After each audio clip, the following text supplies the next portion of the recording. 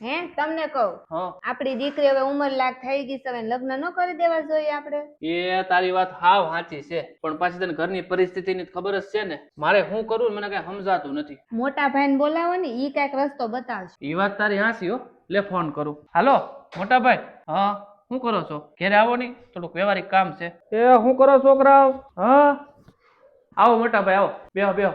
કેમ ભાઈ બધા મજામાં ને? કેમ અચાનક ફોન કરીને બોલાવી લીધો? કામમાં તો મોટા ભાઈ એવું છે ને અત્યારે કે દીકરી ઉંમર લાયક થઈ ગઈ છે, એટલે એના લગ્ન કરાવી દેવાનો વિચાર છે. અરે ભાઈ ઈ તો બહુ સારી વાત કહેવાય, અને આમેય દીકરી ઉંમર લાયક થાય ને એટલે એને પરણાવી જ દેવાય. મારે તને કીધું નું કેવું એવું થતું હતું. મોટા ભાઈ તમને તમારા ઘરની પરિસ્થિતિની ખબર જ છે ને. અમે બે માણાએ રાત દી મહેનત કરી કરી અને આ છોકરાઓને ભણાવ્યા, બધા પૈસા ઈ ખર્ચમાં વયા ગયા, અને એમાં આ પ્રસંગ. જો ભાઈ તમારા બે માણાનું મન માને ને તો આપણે સમૂહ લગ્નમાં જોડાઈ જાય. મોટા ભાઈ સમૂહ લગ્નમાં જોડાવામાં મને કોઈ વાંધો નથી, પણ આપણા પરિવારમાં કોઈ સમૂહ લગ્ન કર્યા નથી. અને બધા સગા સંબંધી પછી આપણી વાતું કરે. હે ભાઈ સમૂહ લગ્નમાં જોડાઈ જાય એટલે એવું કોણે કીધું કે લોકો આપણી ટીકા કરશે એમ? સમૂહ લગ્ન તો આપણા સમાજની બહુ સારી વ્યવસ્થા કહેવાય, અને વાતું કરવા વાળા માણસ તો તોય વાતું કરવાના છે. તમે એને કદાચ કોરે કોરા કાજુ બદામ ખવડાવશો ને તોય, પણ આપણા ઘરની જેવી પરિસ્થિતિ હોય ને એ પ્રમાણે કામ કરાય. સમાજના સમૂહ લગ્ન બહુ સારી વાત કહેવાય. મોટા ભાઈની વાત સાચી છે હો. સમૂહ લગ્ન છે ને એ આપણી જેવા મધ્યમ અને ગરીબ પરિવાર માટે એક બહુ સારી લગ્ન વ્યવસ્થા છે.